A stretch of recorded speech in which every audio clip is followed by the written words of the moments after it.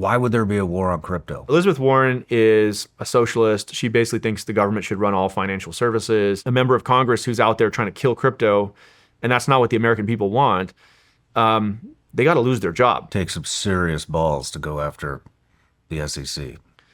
Yeah. I mean, people told me I was crazy to do it, but I mean, to be honest, I was worried about getting like personal criminal charges. Most people would tell you never engage in litigation with your regulator. You know, it's like they can make your life hell, right? It was like $50 or $100 million in direct legal fees. Is it $140 million set aside for pro-crypto candidates? Yeah. Why would there be a war on crypto? Yeah, well, crypto is a threat to some people in power, right? You know, in particular, like in this last administration, Elizabeth Warren and Gary Gensler, I would say, were the biggest architects of this war on crypto. And, you know, Elizabeth Warren is a socialist. She basically thinks the government should run all financial services. And she likes to apply pressure to the big banks that are kind of under the purview of these financial regulators to get stuff done that she can't get done through Congress because the American people don't want it. So as an example, she put a lot of pressure on JP Morgan to say, you know, don't give loans to oil and gas companies or to gun companies. And so she has these kind of political motivations, and she can, because she can't get them passed through Congress because the American people don't want that, she'll kind of in an extrajudicial kind of way appoint these financial service regulators, and those regulators will go into the bank and say, hey, it would be a real shame if you were to do this. You know, they have a lot of soft power. They can say, hey, we're going to come in and audit you once a month instead of once a year and ask you to produce thousands of pages of documentation. And, you know, if you upset your regulator, you know, you can be in the penalty box for years and years, right? So this kind of soft power, you know, we called it like Operation Chokepoint 2.0. They'd go into the banks and try to debank people that they didn't like for their political reasons. And so crypto comes along totally outside the power structure that they've been able to infiltrate. And it allows people to kind of do financial transactions without the risk of being shut off by your bank. And so she hates crypto. And it's like, it's pure hypocrisy too, because she's always kind of out there saying, well, you know, we're here about consumer protection. I'm trying to protect the little guy. And the minute, you know, like some legislation gets proposed for crypto that would protect the little guy, she'll fight against it like tooth and nail. So anyway, long story short, she appointed this guy, Gary Gensler, to be the SEC chair as the head of the Securities and Exchange Commission. And he's like a powerful financial services regulator.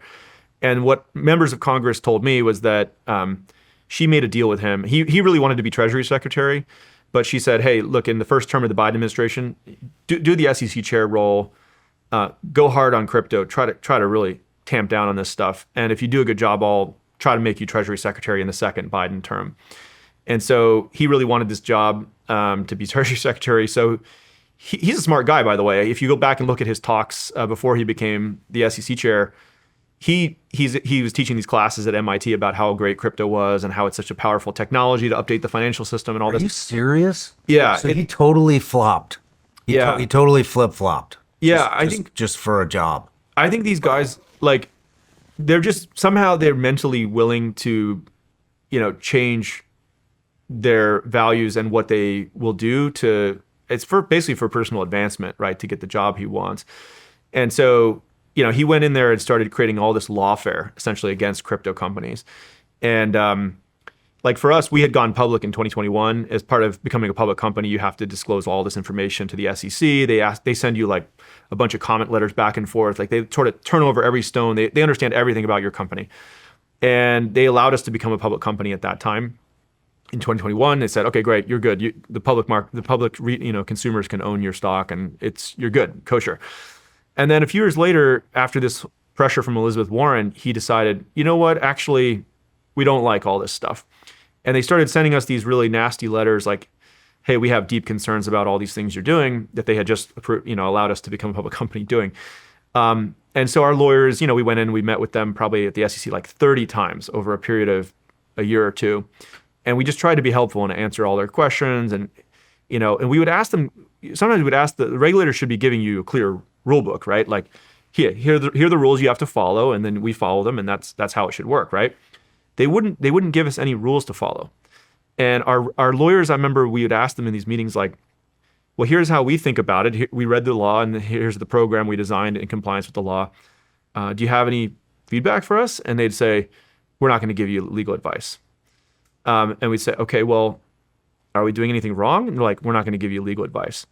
And then after 30 meetings, they hit us with a lawsuit claiming we had violated all of these laws.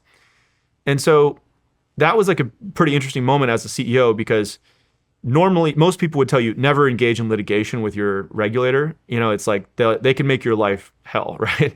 And I made a decision at that point. I was like, we got to fight this, you know, because I was like, show me in the law where did we violate any rule? They couldn't point to anything, but they said, you have to stop all this activity that you're doing. And I kind of felt like if we just complied with that, it would not only hurt our business, it would actually kill the entire crypto industry in America. And a lot of this stuff had been going offshore anyway. You might have read about like FTX, this exchange, and Mt. Gox, and like these things. American consumers were using these offshore platforms, which were then blowing up and stealing people's money. And so I was like, really, we're just going to cede this entire industry to foreign companies and not have the future of technology and financial services be built in the US?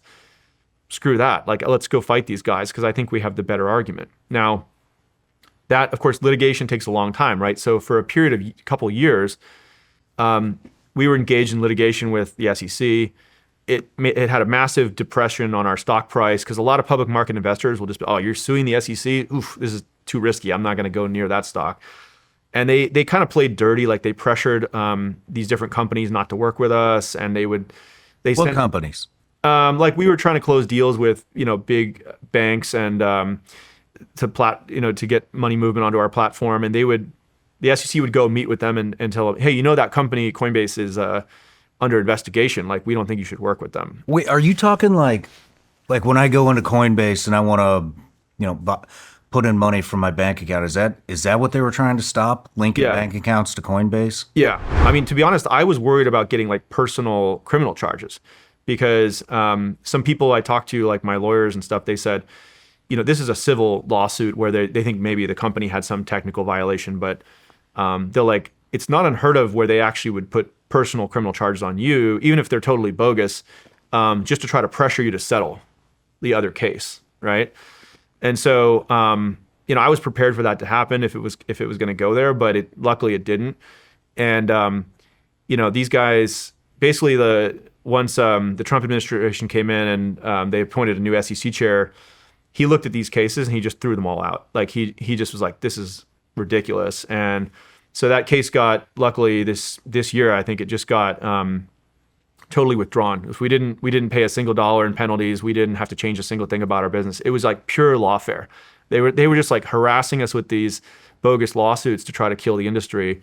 And a lot of luckily we had deep enough pockets where we could pay these lawyers. We probably spent like $50, $100 million on lawyer fees.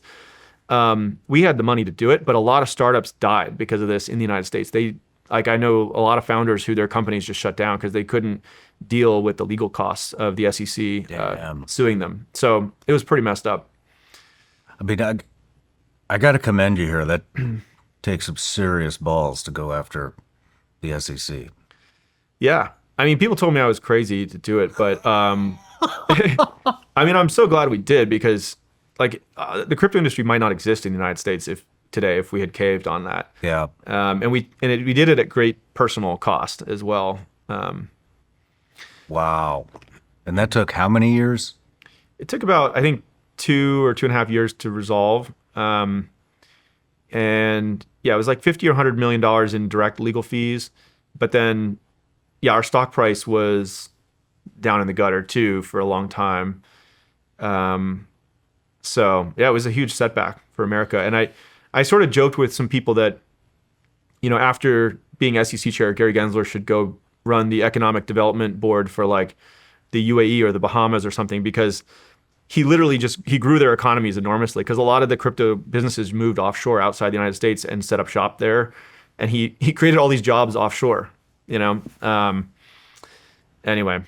Well, it turned into a huge win. So yeah, at least in my eyes. I mean, the positive of it is that we learned how to become very politically engaged as an industry. I mean, I was sort of telling you at breakfast, right? Like I naively coming into starting a company, I kind of thought, and I was always kind of apolitical, and I was like, I didn't really want to engage in government stuff. And I was just like, all right, well, if we just follow the law, we don't have to deal with DC and a bunch of policy stuff, right? But it turns out, even if you're not interested in politics, politics is interested in you, and occasionally they'll come try to unlawfully kill your whole company.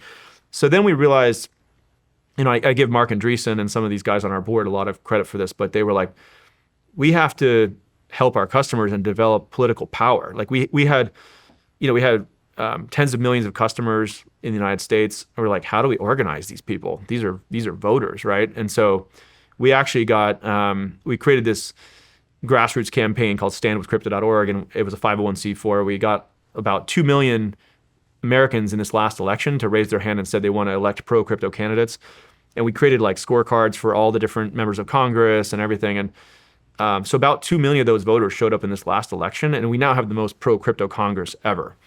So that was something where I had never really engaged politically before, but there has to be real consequences, right? Like if you have a member of Congress who's out there trying to kill crypto, and that's not what the American people want, they got to lose their job. For the rest, somebody in DC to wake up and, oh my gosh, this is a risk politically for me to be against this thing. So that's exactly what we did in this last election, and I think it had a big impact. So, I mean, you set up, correct me if I'm wrong, but you set up a fund. You've got, is it $140 million set aside for pro-crypto candidates? Yeah. No matter where you're watching Shawn Ryan Show from, if you get anything out of this, please like, comment, subscribe, and most importantly, share this everywhere you possibly can. And if you're feeling extra generous, please leave us a review on Apple and Spotify podcasts.